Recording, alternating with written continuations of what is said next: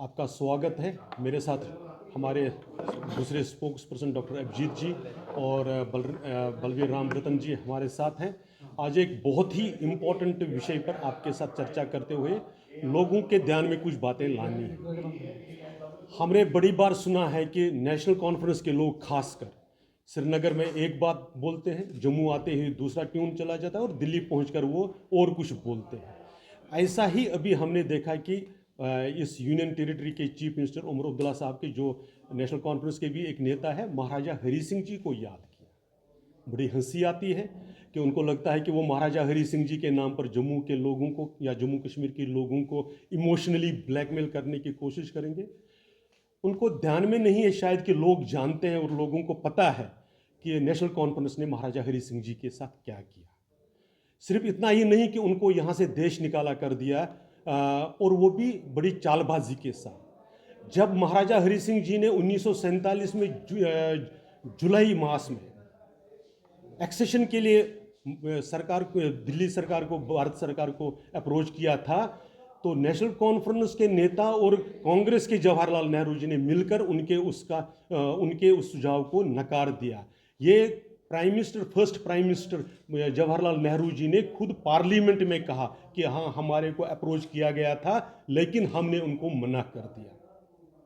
फिर जब एक्सेशन हुआ, उसके बाद जब हमारी भारतीय सेना जब जम्मू कश्मीर के इलाकों को इन्वेडर्स से मुक्त करा रही थी, आगे बढ़ रही थी, तो फौज जो ऑफिसर्स थे उनको कमांड दिया गया, 10 फॉर नो फर्दर, आगे नहीं बढ़ना। क्यों, ये भी सब लोग जानते हैं, क्योंकि जो यहाँ के नेता खुद को कहते थे उनका इन्फ्लुएंस कहाँ तक लिमिटेड था। आज आप कह रहे हैं कि महाराजा हरी सिंह जी की स्टेट को डिस्टर्ब किया गया।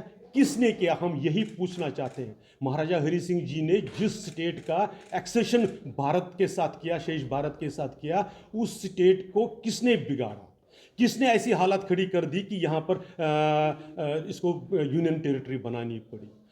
इतना ही नहीं, व्यक्तिगत जो वेनम महाराजा हरी सिंह जी के खिलाफ बोला गया, जिस प्रकार से उनको और ये सिर्फ जो नेशनल कॉन्फ्रेंस के फाउंडर प्रेसिडेंट थे उन्होंने नहीं किया। आज के जो वर्तमान जो हमारे मुख्यमंत्री साहब हैं, उन्होंने अभी कुछ वर्ष पहले एक ट्वीट किया, आप सबको याद होगा उस ट्वीट का, कि वो कितना अपमानजनक था कि उन्होंने शेख मोहम्मद अब्दुल्ला की उस चित्र को ट्वीट करके हुए अपने दादाजी को याद किया। आप महाराजा हरी सिंह जी की विरासत के आप आज क्लेम करना चाहते हैं। आप अगर आप सचमुच में कुछ भी अगर आपको रेस्पेक्ट है तो ये बता दीजिए, आपने डोगरा डायनास्टी का फ्लैग क्यों नहीं ऑन किया? उन्होंने जिस स्टेट सब्जेक्ट को बनाया था, जिस डेमोक्रेसी को ग्राउंड लेवल तक पंचायती राज के रूप में लिया गया था, आपने उसको ओन अप क्यों नहीं किया? हम आपको सुझाव दे रहे हैं कि इसको छोड़ दीजिए। अगर वास्तव में आपको महाराजा की जो बड़प्पन है, उनकी ग्रेटनेस ध्यान में आई है, सबसे पहले पिछले पापों के लिए माफ़ी मांग लीजिए। इसमें जो कुछ बातें ऐड करनी है, डॉक्टर अभिजीत जी इसको आगे बढ़ाएंगे।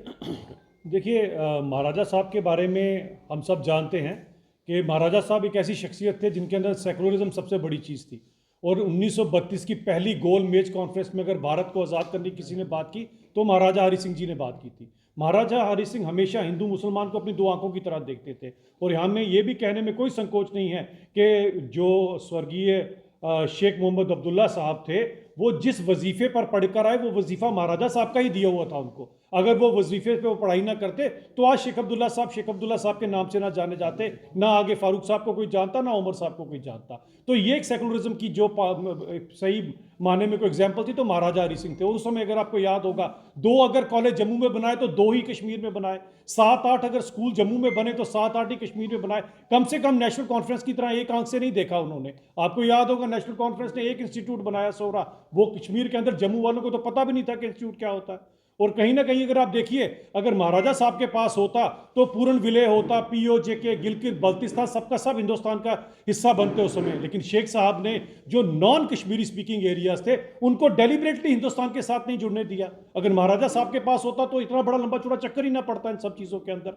तो कम से कम उनके दिए हुए जो विचारधारा थी उसको ये फॉलो करें। लेकिन दुर्भाग्य ये है कि नेशनल कॉन्फ्रेंस का कोई भी लीडर महाराजा साहब के पुतले के नीचे नाम तक लिखाने से जो है वो परहेज करता है। आज अचानक से इनको महाराजा साहब के लिए अगर कोई नया प्यार जाग रहा है तो ये बड़े अचंभे की बात है, क्योंकि इनकी एक प्रवक्ता है, अगर आपको याद होगा पिछले दिनों मैंने जो इलाज करना था किया था, इफ्रा जान जी जो हैं वो महाराजा खिलाफ के अभी 10 दिन पहले तो अपशब्द बोल रही थी कि महाराजा साहब जुल्मी थे, महाराजा साहब ने लोगों को जेलम के अंदर फेंक दिया। पता नहीं कौन सी वाली कहाँ की उन्होंने ये ज्ञान लिया अपने अंदर। उनको और उनके प्रवक्ताओं को ये पता होना चाहिए कि महाराजा साहब ही थे जिसके कारण आज जम्मू कश्मीर जो है वो हिंदुस्तान का हिस्सा है, वरना इन पर होता तो ये किसी और ही तरफ चला जाता। बहुत बहुत धन्यवाद। इससे थोड़ा हट के सवाल